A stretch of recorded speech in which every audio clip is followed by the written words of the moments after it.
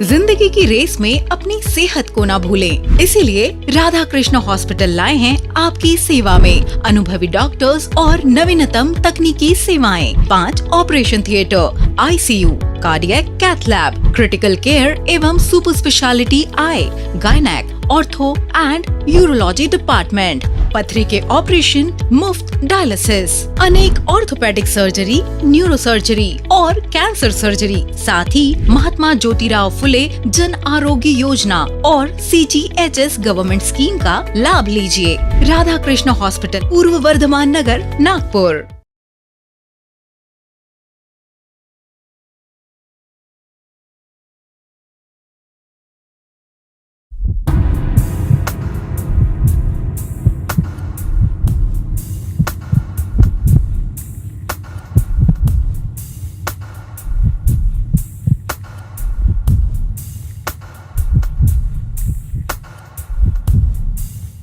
नमस्कार, मैं हूं निकेता साने खंगाल और आप देख रहे हैं हेलो डॉक्टर। आज हम बात करने वाले हैं डायबिटीज़ एंड थायराइड के बारे में। डायबिटीज़ हमारे इंडिया में दिन ब दिन बढ़ते जा रहा है और अगर वर्ल्ड वाइड देखा जाए तो इंडिया में सबसे ज़्यादा डायबिटीज़ के पेशेंट्स जो है वो पाए जाते हैं। लेकिन जहां प्रॉब्लम होता है वहीं पर सोल्यूशन भी होता है। तो आज डायबिटीज़ एंड थायराइड इसके बारे में बात करने के लिए हमारे साथ Shri Radha Krishna hospital and research centre से डॉक्टर विवेक कुहिटे मौजूद हैं। स्वागत है आपका हेलो डॉक्टर में। तो सबसे पहले शुरुआत करते हैं डायबिटीज़ के बारे में जानने से। जैसे मैंने कहा कि वर्ल्ड वाइड अगर देखा जाए तो इंडिया में सबसे ज़्यादा डायबिटीज़ के पेशेंट्स जो है वो पाए जाते हैं और दिन ब दिन ये संख्या जो है वो बढ़ती जा रही है। तो समझते हैं कि डायबिटीज़ ये एक्चुअली होता क्या है। जी, एक्चुअली अपने देश में डायबिटीज़ की संख्या है जिसको हम प्रीवैलेंस बोलते हैं वो काफ़ी बढ़ गया है। लगभग 14% पेशेंट 14% पेशेंट्स अपने पास अडल्ट में डायबिटीज़ के हैं, which is a type 2 diabetes. Diabetes ये एक ऐसी बीमारी है जिसमें शुगर की लेवल जो है, जिसको हम ग्लूकोज बोलते हैं, वो बढ़ते रहता है और अपना जो बॉडी है उसको टॉलरेट नहीं कर पाता है। तो जैसे कि अपने बॉडी में अगर कुछ खाते हैं तो शुगर बढ़ता है, तो शुगर बढ़ने के बाद अपने बॉडी में इंसुलिन सीक्रेट होना ज़रूरी है। जैसे कि डायबिटीज़ के पेशेंट में इंसुलिन सीक्रेट नहीं होता है या फिर जो होता है वो बराबर काम नहीं करता है।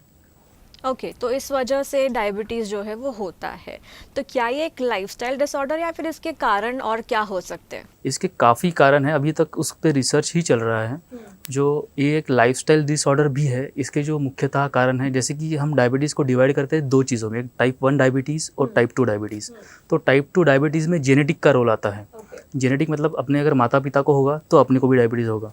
इसमें टाइप 2 में अगर सिर्फ माता को या फिर पिता को, दोनों में से किसी एक को होगा तो मुझे होने का चांस है 14%, दैट इज़ 14%। अगर दोनों को है तो मुझे चांस है 40%, दैट इज़ 40%।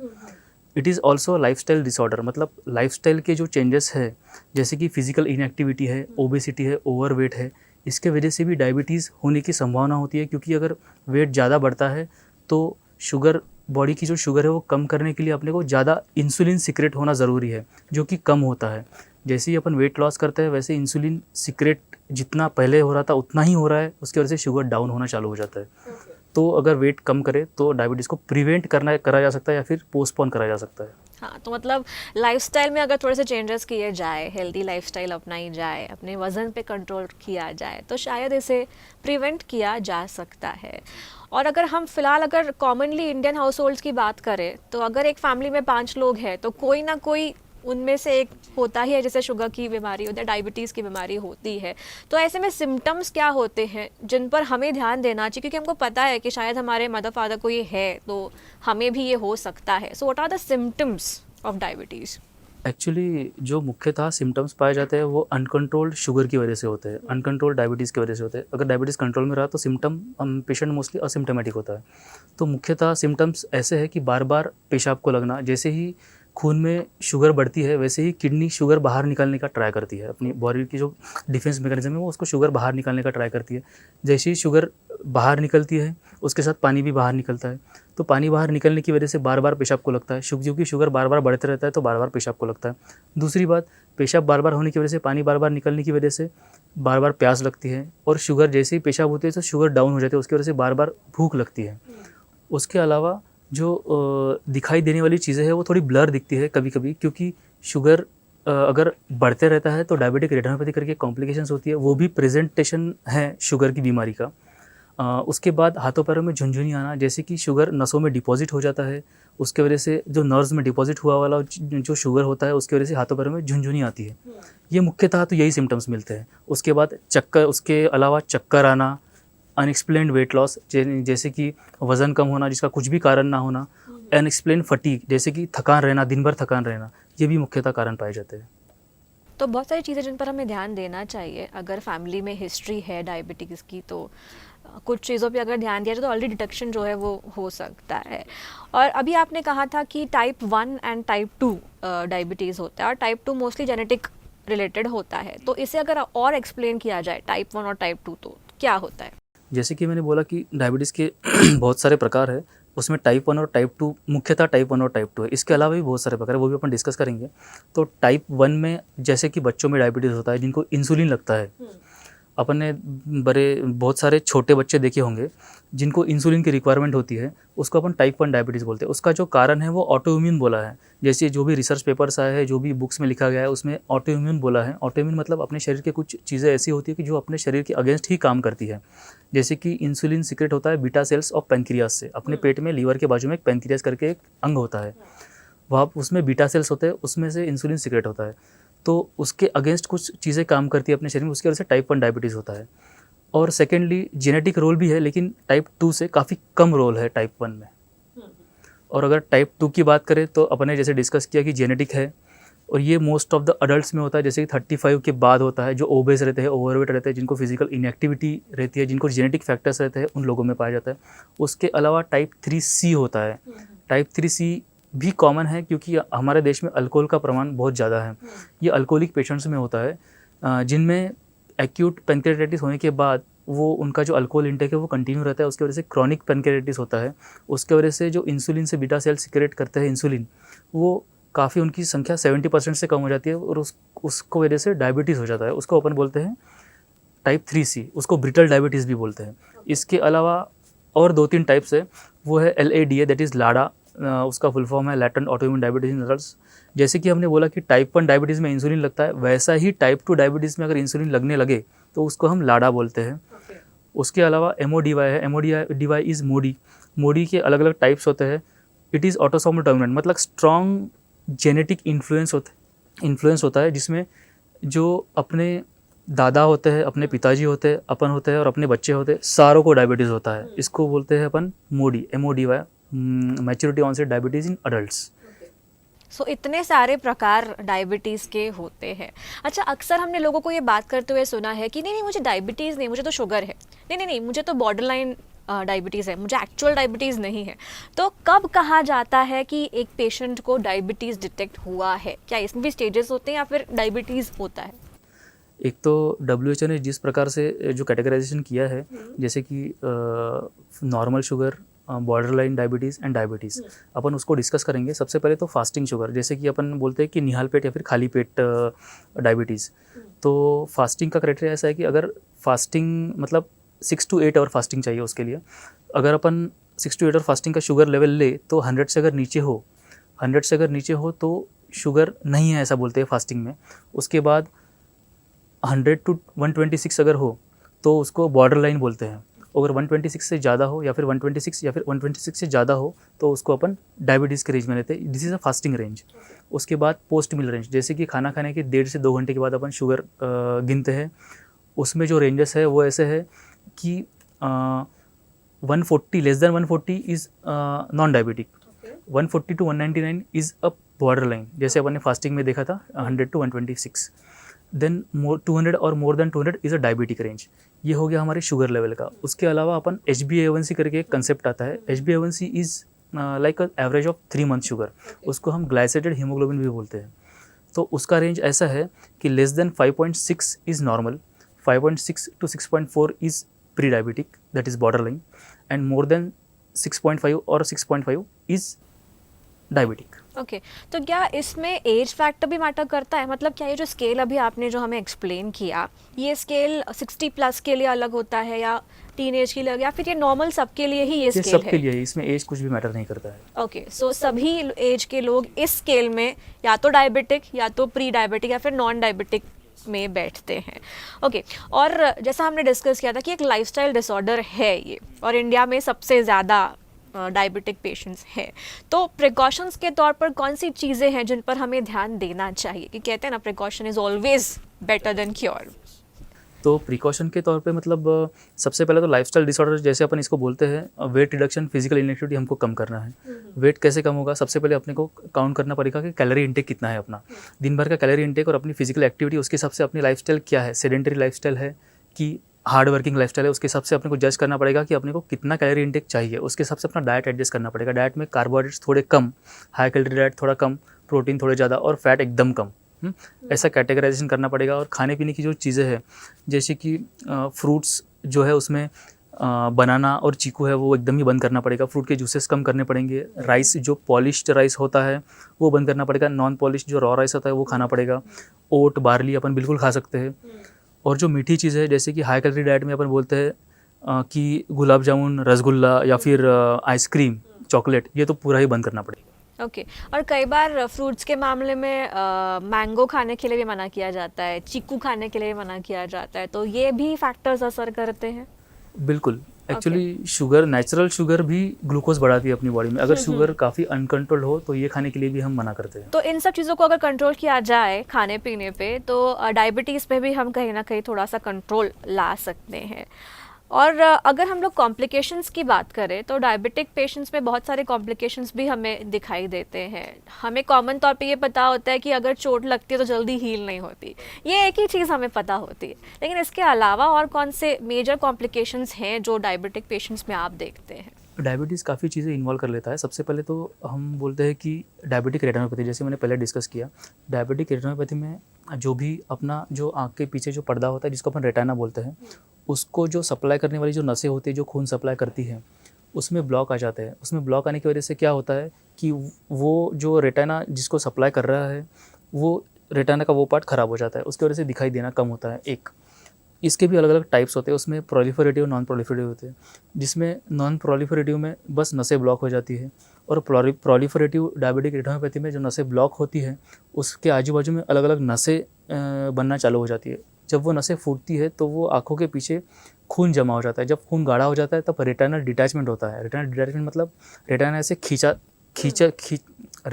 खींचा चला जाता है, तो उसकी वजह से परमानेंट ब्लाइंडनेस का भी रिस्क होता है, फर्स्ट। सेकेंडली डायबिटिक नेफ्रोपैथी बोलते हैं। डायबिटिक नेफ्रोपैथी मतलब जो हमारी किडनी है उससे प्रोटीन बाहर निकलना चालू हो जाता है। अगर आपने देखा होगा कुछ कुछ शुगर के जो पेशेंट्स हैं वो काफ़ी दिन से शुगर की दवाई नहीं ले रहे, उनके शरीर पे सूजन आना चालू हो जाती है, जिसको हम रीनल फेलियर बोलते हैं। हमारी भाषा में डायबिटिक नेफ्रोपैथी बोलते हैं। डायबिटिक नेफ्रोपैथी की वजह से प्रोटीन बाहर निकलता है, उसके वजह से जो पेशाब बनना चालू होता है वो धीरे धीरे कम होता है। वो पेशाब कम होने का जो स्पीड है वो 10 ml पर ईयर से पेशाब कम होता है। 10 ml, जैसे कि 10 ml ये साल में कम हुआ होगा तो 10 ml अगले साल में कम होगा। ऐसे करते करते 10-15 साल में पेशाब एकदम ही कम हो जाता है। उसके बाद रीनल फेलियर में जाता है, जैसे किडनी फेल होती है उसके बाद उसको डायलिसिस ही लगता है। थर्ड कॉम्प्लिकेशन है डायबिटिक न्यूरोपैथी। जैसे कि अपन ने देखा कि हाथों पैरों में झुंझुनी आती है। हाथों पैरों में झुंझुनी आने का कारण ये है कि जो अपनी जो नसें होती है, जो नर्व्स होती है, उसमें जो माइलिन शीथ होती है जो नर्व कंडक्शन करती है। मतलब अगर अपन कहीं पे हाथ लगाएंगे तो सबसे पहले इंपल्स अपने दिमाग तक जाएगा, उसके बाद दिमाग अपने को सेंसेशन देगा और उसके बाद अपने को महसूस होगा कि यहाँ पे हाथ लगाया हुआ है। ये होता है नर्व्स के कारण। वो नर्व्स में जो माइलिन शीथ होते हैं जिसकी वजह से स्पीड से जाता है इंपल्स और वापस आता है, वो स्पीड काफ़ी कम हो जाती है। कभी कभी अपने को लेट महसूस होता है, ठंडा गर्म महसूस नहीं होता है, कभी कभी झुंझुनी आती है। ये कॉम्प्लिकेशन है। उसके बाद डीके करके एक कॉम्प्लिकेशन है। DK is diabetic ketoacidosis. बच्चों में बहुत बार ये टाइप 1 डायबिटीज़ में ही होता है, बच्चों में देखा गया है। तो उसमें क्या होता है, शरीर में एसिडिटी बढ़ती है। जैसे ही शुगर अनकंट्रोल होता है तो अपने बॉडी के केमिकल रिएक्शन की वजह से, बॉडी में कुछ केमिकल रिएक्शन चलते रहते हैं शुगर अनकंट्रोल होने की वजह से, उसके वजह से जो पाथवे होता है ग्लूकोज यूटिलाइजेशन का वो थोड़ा डाइवर्ट होकर उसमें से कीटोन बॉडीज़ फॉर्म हो जाती है। कीटोन बॉडीज़ फॉर्म होने की वजह से वो इधर उधर शरीर में डिपॉजिट हो जाती है। उसकी वजह से ज़ोर से सांस चलना, सांस लेने में दिक्कत होना, बेहोश होना, दिमाग में सूजन आना, ये सारी चीज़ें हो जाती है। इसके अलावा अडल्ट में एक कॉम्प्लिकेशन है हाइपरऑस्मोलर कोमा। उसमें शुगर जब 700-800 के ऊपर चले जाता है तब इंट्रासेलुलर डिहाइड्रेशन होता है। मतलब जब भी शुगर 700-800 अपने खून में दौड़ेगा, इतना शुगर रहेगा, तब जो अपने ब्लड में जो ऑस्मोलालिटी है वो काफ़ी बढ़ जाएगी। Osmolality is blood solute content in the blood. Solute content मतलब जो भी ग्लूकोज है उसकी वजह से ऑस्मोलालिटी काफ़ी बढ़ रही है। उसके वजह से जो अपने सेल्स है, जो खून के बाहर जो सेल्स है उसके अंदर का जो पानी है वो खींचा चला जाएगा। उसके वजह से ब्रेन का भी पानी खींचा चला जाएगा। उसकी वजह से ब्रेन की एट्रोफी हो जाएगी, ब्रेन छोटा हो जाएगा। उसकी वजह से पेशेंट बेहोश और कोमा में चले जाएगा। ये भी काफ़ी सीरियस कॉम्प्लिकेशन। मतलब जितना लाइटली लेते हैं लोग डायबिटीज़ को, उतना लाइटली नहीं लेना चाहिए। काफ़ी सीरियस कॉम्प्लिकेशंस इसमें नज़र आ सकते हैं अगर टाइमली इस चीज़ को कंट्रोल नहीं किया जाए। और जैसा कि आपने कहा कि कंट्रोल करना है तो ऑफ कोर्स डाइट पे और एक्सरसाइज पे एंड कंसल्टेशन पे, डॉक्टर्स के साथ रेगुलर कंसल्टेशंस पे हमें ध्यान देना चाहिए, राइट। सो ये तो हम डायबिटीज़ के बारे में बात कर रहे थे, लेकिन कई बार आपने भी ऑफ कोर्स देखा होगा, कई बार हमने भी सुना है कि कई सारे डायबिटिक पेशेंट्स में थायराइड की बीमारी भी साथ में कंबाइंड रहती है, और कई बार ऑफ कोर्स वो इंडिविजुअल भी बीमारी होती है। तो क्या ये कनेक्टेड है या फिर थायराइड एक सेपरेट ज़्यादा देखने को मिलती है बीमारी? एक्चुअली थायराइड एक सेपरेट एंटिटी ही है, लेकिन दोनों कनेक्टेड भी हो सकता है। जैसे कि मैंने टाइप 1 डायबिटीज़ बोला है, type 1 diabetes is auto immune. तो जैसे ही टाइप 1 डायबिटीज़ होता है तो उसके साथ थायराइड की बीमारी होने की संभावना ज़्यादा होती है, क्योंकि थायराइड का जो यंग फीमेल्स में जो थायराइड होता है, जिसको हम ऑटो इम्यून थायराइडिस बोलते हैं, उसका दूसरा नाम हाशिमोटोस भी है, काफ़ी लोगों को पता होगा। तो वो टाइप 1 डायबिटीज़ से कनेक्टेड है। सो थायराइड एक्चुअली होता क्या है? थायराइड एक्चुअली एक ग्लैंड होती है। जैसे कि ये मेरी गर्दन है, यहाँ पे थायराइड ग्लैंड होती है। थायराइड ग्लैंड का काम होता है अपने बॉडी में मेटाबॉलिक रेट मेंटेन करना। जैसे कि मेटाबॉलिक रेट मतलब अपने बॉडी में जो भी केमिकल रिएक्शंस हो रही हैं, जो भी ग्लूकोज यूटिलाइजेशन हो रहा है, जो भी डाइजेस्टिव सिस्टम काम कर रही है, जैसे कि हार्ट की धड़कन काम कर रही है, वो सारी चीज़ों का रेट मेंटेन करना एक थायराइड का काम होता है। जैसे कि बेसल मेटाबॉलिक रेट अपन बोलते हैं, वो मेंटेन करना थायराइड का काम होता है। तो ये थायराइड जो ग्लैंड होती है यहाँ पे जो है, उसमें जो हार्मोन्स होते हैं उसको थायरॉक्सिन बोलते हैं। T3 और T4 दो प्रकार के हार्मोन्स होते हैं। वो हार्मोन्स अपना बेसल मेटाबॉलिक रेट कंट्रोल करने का काम करता है। तो थायराइड हार्मोन्स का मेन काम बेसल मेटाबॉलिक रेट कंट्रोल करना ही होता है। और इसके लक्षण क्या होते हैं अगर किसी को थायराइड की बीमारी हो रही है, मतलब जो अभी हार्मोनल इम्बैलेंस हो रहा है, तो इसमें क्या चीज़ें हैं जो सामने आती है? जैसे कि अपन थायराइड बोलेंगे तो उसमें दो प्रकार के थायराइड्स आते हैं। एक तो हाइपोथायराइड और हाइपरथायराइड। बहुत बार लोग बोलते हैं कि मुझे थायराइड की बीमारी है, लेकिन उनका कहना क्लियर नहीं होता है कि हाइपो है कि हाइपर है। दोनों के ट्रीटमेंट में, दोनों के सिम्टम्स में, साइंस में काफ़ी फ़र्क है। जैसे कि अपन हाइपोथायराइड बोलते हैं, मतलब थायराइड हार्मोन जो थायराइड ग्लैंड जो सीक्रेट कर रही है वो कम होता है। हाइपोथायराइड के जो लक्षण जो है वो इस प्रकार है: सारे शरीर पे सूजन आना, वज़न बढ़ना, अनएक्सप्लेन फटीग, थकान महसूस होना, सर के बाल जाना, काफ़ी चिड़चिड़े होना, और फीमेल्स में माहवारी की अनियमितता होना, स्किन ड्राई होना, स्किन में इचिंग होना, अगर इचिंग किए तो जल्दी से रैशेस, रेडनेस वगैरह आना, ये भी थायराइड हाइपोथायराइड के लक्षण हैं। इसके अलावा काफ़ी ज़्यादा ठंड लगना।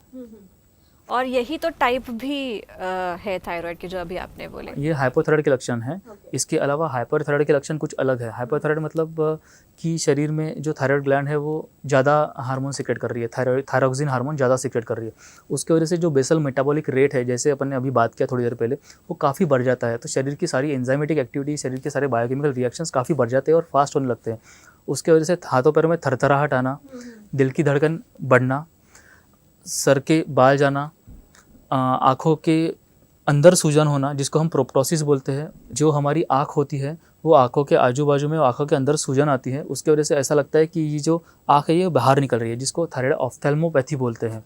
इसके अलावा हाथों पैरों में बहुत ज़्यादा पसीना आना, वज़न कम होना और चिड़चिड़ेपन और डिप्रेशन जैसे भी हाइपरथायराइड में होता है। ओके। सो अगर कोई इस बीमारी से फ़िलहाल लड़ रहा है, जा रहा है, इस दौर से जा रहा है, तो उसे कौन सी चीज़ों पर ध्यान देना चाहिए? कौन से सिम्टम्स हैं, कौन से मतलब लक्षण हैं जिन पर उनको ध्यान देना चाहिए? सोचे कि अच्छा शायद ये मुझे हार्मोनल इशू हो सकता है। जी, सबसे पहले फीमेल्स की बात करेंगे। फीमेल्स में मेंस्ट्रुअल इरेगुलरिटीज़ जैसी माहवारी की अनियमितता अपन बोलेंगे। दूसरी बात अभी अपन ने डिस्कस किया कि अनएक्सप्लेन्ड वेट लॉस। जो वेट लॉस हो रहा है, मैं तो खाना खा रहा हूँ लेकिन मुझे खाना लग ही नहीं रहा है, मेरा तो वेट लॉस ही हो रहा है। मेरे हाथों पैरों में थरथराहट आ रही है, मेरा स्वभाव जो है काफ़ी चिड़चिड़ा हो गया है कुछ दिनों से। ये जो सिम्टम्स है ये तो हाइपरथायराइड के हैं, इसके ऊपर ध्यान देना ही चाहिए। और इसके बाद हाइपोथायराइड के सिम्टम्स मैंने जैसे बताया कि वेट बढ़ रहा है, हाथों पैरों में सूजन आ रही है, शरीर में सूजन आ रही है, बाल जाना चालू हो गए हैं, ये सिम्टम्स है, इसकी तरफ ध्यान देना चाहिए। अगर ये सिम्टम्स बढ़ते हैं तो तुरंत ही डॉक्टर के साथ संपर्क करना चाहिए। हाइपोथायराइड की ट्रीटमेंट ले रहे हैं फिर भी। ओके, सो मेडिसिन तो चल ही रहे हैं, ट्रीटमेंट्स चल ही रही है, लेकिन उसके साथ साथ लाइफस्टाइल में कौन से चेंजेस लाने चाहिए, किन चीज़ों पर ध्यान देना चाहिए कि जिससे ये कंट्रोल में आ सके? जी, लाइफस्टाइल मॉडिफिकेशंस जैसे डायबिटीज़ में बहुत सारे हैं, वैसे थायराइड में उतने ज़्यादा नहीं हैं। थायराइड में कुछ चीज़ों पर अपने को ध्यान देना पड़ेगा। सबसे पहले तो जैसे कि जो चीज़ें अपन खा रहे हैं उसके ऊपर ध्यान देना पड़ेगा। सबसे पहले जो हाइपोथायराइड की बात करते हैं अपन, हाइपोथायराइड में जो डाइट है वो ज़्यादा कुछ उसमें चेंजेस नहीं करना है। जैसे कि अपन फूल गोभी खाते हैं, पत्ता गोभी खाते हैं, वो कम खाना है, पालक भी कम खाना है, बाकी और ज़्यादा कुछ करने की ज़रूरत नहीं है। लेकिन हाइपोथायराइड में अपने जो गर्दन में स्वेलिंग आ रहा है कि नहीं, जैसे कि थायराइड ग्लैंड यहाँ पे रहता है, मैंने बोला है, उसमें स्वेलिंग आ रहा है कि नहीं, वो रेगुलरली चेक कीजिए। वो कैसे चेक करना है उसका एक मैन्युअल बताता हूँ मैं आपको। जैसे कि मैं यहाँ पे हाथ लगा रहा हूँ गर्दन में, यहाँ पे अगर थोड़ी सी स्वेलिंग है और मैं निगल रहा हूँ, तो निगलने के साथ ये जो स्वेलिंग है ये मूव होती है और मेरा हाथ उसके साथ मूव होता है, तो ये अपन थायराइड की स्वेलिंग मानते हैं। ये अपन घर पे भी चेक कर सकते हैं। और अगर कॉम्प्लिकेशंस की बात की जाए, यहाँ पे तो मेडिसिन कंट्रोल्ड होता है, हर 3 महीने बाद या 4 महीने बाद चेकअप भी होता है लेवल चेक करने के लिए। तो इसके अलावा फिर अगर कॉम्प्लिकेशंस की बात करें तो क्या कॉम्प्लिकेशंस पेशेंट्स देखते हैं when it comes to thyroid? Thyroid में हाइपोथायराइड की काफ़ी कॉम्प्लिकेशंस है और हाइपोथायराइड की भी है। जैसे पहले अपन हाइपोथायराइड की बात करते हैं, अनएक्सप्लेन फटीग होता है। पेशेंट अगर कुछ सीढ़ियाँ चढ़े तो पेशेंट को अनएक्सप्लेन फटीग मतलब बहुत ही ज़्यादा थक जाता है, उसको लगता है कि मैं अभी बैठ ही जाऊँ, मैं चल ही नहीं सकता हूँ। उसके अलावा हाइपोथायराइड में बहुत बार अपना जो हार्ट होता है उसके बाजू बाजू में पेरिकार्डियम होता है, जैसे कि हार्ट का कवरिंग होता है, उसके अंदर पानी जमा होता है, उसको हम बोलते हैं पेरिकार्डियल इफ्यूजन। पेरिकार्डियल इफ्यूजन उसकी वजह से हार्ट के ऊपर प्रेशर आता है और हार्ट फेल होने की संभावना होती है। ये काफ़ी एडवांस स्टेज में होता है। हाइपरथायराइड जैसे मैंने बोला कि बेसल मेटाबॉलिक रेट काफ़ी बढ़ता है, उसकी वजह से दिल की धड़कन काफ़ी बढ़ना चालू हो जाता है। दिल की धड़कन कभी कभी तो 140-150 के करीब भी पहुंच जाती है। उसके वजह से हार्ट फेल होने की संभावना भी होती है। जैसे कि मैंने काफ़ी पेशेंट्स देखे, ओल्ड एज लेडी हमारे पास आती है ब्रेथलेसनेस लेके। ब्रेथलेसनेस मतलब सांस लेने में दिक्कत जिनको होती है वो लेके आते हैं। तो हम जब चेक करते हैं तो उनकी दिल की धड़कन 170-180 रहती है। और एट्रियल फिब्रिलेशन नाम की एक हार्ट की बीमारी होती है जिसमें हार्ट की जो स्पीड होती है वो बहुत बढ़ती है, तो वो लेके भी प्रेजेंट होते हैं। तो हमको पता चलता है कि एट्रियल फिब्रिलेशन का मेन कारण जो है वो तो हाइपरथायराइड है। तो ये भी कॉम्प्लिकेशन के साथ पेशेंट्स आते हैं। सो एक टिप आप, अगर मैं आपसे बोलूँ हेल्थ टिप के तौर पर, डायबिटिक पेशेंट हो या थायराइड पेशेंट हो, अपनी तरफ से डेली कौन सी एक चीज़ आप उन्हें बताना चाहेंगे कि चाहे कोई भी बीमारी हो ये चीज़ आपको करनी ही है, तो वो कौन सी होगी? सबसे पहले तो डायबिटीज़ की बात करेंगे। डायबिटीज़ में तो exercise is the play a pivot role. Exercise इसी बहुत इंपॉर्टेंट है। सेकेंडली, जिनका वेट ज़्यादा है उनको वेट लूज़ करना ही चाहिए। अपना डेली कैलोरी इनटेक मेज़र करके उसके हिसाब से डाइट लेना। अपनी कैलोरी ज़्यादा जा रही है कि कम जा रही है वो 2-4 दिन में समझ में आता है। पहले हफ्ते में नहीं समझ में आएगा, लेकिन अगले हफ्ते में समझ में आ जाएगा। ये मोस्ट इंपॉर्टेंट है। अगर थायराइड की बात करें, थायराइड में भी कुछ डाइटरी मॉडिफिकेशन मैंने बताया है, वही फॉलो करना है। और जो वार्निंग साइंस है, वार्निंग सिम्टम्स है, जैसे थायराइड में दिल की धड़कन बढ़ना, दिल की धड़कन महसूस होना, ये जो वार्निंग साइंस है, तो ऊपर ध्यान दे और तुरंत डॉक्टर की सलाह ले। राइट। सो आज हमने डॉक्टर विवेक कुहीटे से जाना कि डायबिटीज़ और थायराइड, इन बीमारियों में क्या क्या चीज़ें हैं, क्या क्या कॉम्प्लिकेशंस है जो हो सकती है और कैसे हम उसे होने से या बढ़ने से रोक सकते हैं। भले ही हिंदुस्तान जो है वो डायबिटीज़ के मामले में, पेशेंट्स के मामले में वर्ल्ड वाइड सबसे ज़्यादा यहाँ पर पेशेंट्स पाए जाते हैं, लेकिन ये हमारे लिए किसी भूषण की नहीं बल्कि दूषण वाली बात है। लेकिन इसे कम किया जा सकता है। ये जो रेट बढ़ता जा रहा है वर्ल्ड वाइड, इसे कम किया जा सकता है अगर हम अपने डाइट पे, अपने फिटनेस पे ध्यान दें। और कोई भी वार्निंग साइन नज़र आता है तो जल्द से जल्द अपने कंसल्टेंट से जो है अगर हम कांटेक्ट करते हैं तो ऑफ कोर्स ये जो नंबर बढ़ता जा रहा है हमारे देश में, इसे कम करने में कहीं ना कहीं मदद हो सकती है। So thank you so much doctor साहब, आज डायबिटीज़ एंड थायराइड के बारे में आपने इतनी डिटेल में हमें हेलो डॉक्टर में जानकारी दी। आप देखते रहिए UCN, मैं हूँ निकिता साने खंगाल। जिंदगी की रेस में अपनी सेहत को ना भूलें, इसीलिए राधा कृष्ण हॉस्पिटल लाए हैं आपकी सेवा में अनुभवी डॉक्टर्स और नवीनतम तकनीकी सेवाएं। 5 operation theatre, ICU, cardiac cath lab, critical care एवं super speciality eye, gynaec, ortho and urology department, पथरी के ऑपरेशन, मुफ्त डायलिसिस, अनेक ऑर्थोपेडिक सर्जरी, न्यूरो सर्जरी और कैंसर सर्जरी, साथ ही महात्मा ज्योतिराव फुले जन आरोग्य योजना और CGHS गवर्नमेंट स्कीम का लाभ लीजिए। राधा कृष्ण हॉस्पिटल, पूर्व वर्धमान नगर, नागपुर।